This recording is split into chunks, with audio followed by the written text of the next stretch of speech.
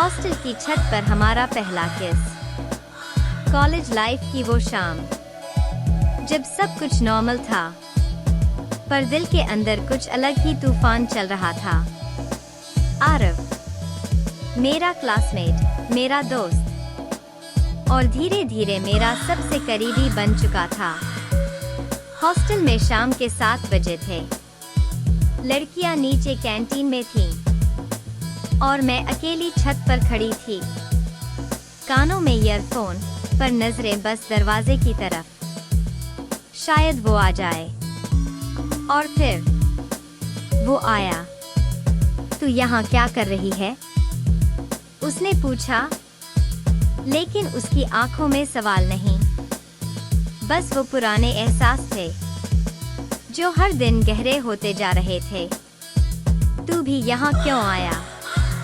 मैंने पूछा, शायद तुझे देखने या खुद को तुझ में ढूंढने। उसका जवाब धीरे से आया।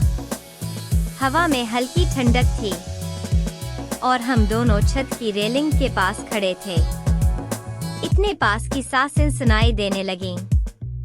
आरव, मैंने उसकी आंखों में देखा। हम कुछ महसूस कर रहे हैं ना?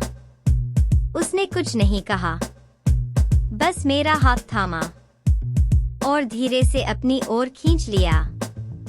हमारी नजदीकियां अब सिर्फ दोस्ती नहीं थी, ये कुछ और था, कुछ जो रुका नहीं जा सकता था। उसके हाथ मेरी कमर पर थे, मेरे बाल हवा में उड़ रहे थे और उसकी उंगलियां मेरे गालों तक आ चुकी थीं। तू डर रही है? उसने पूछा।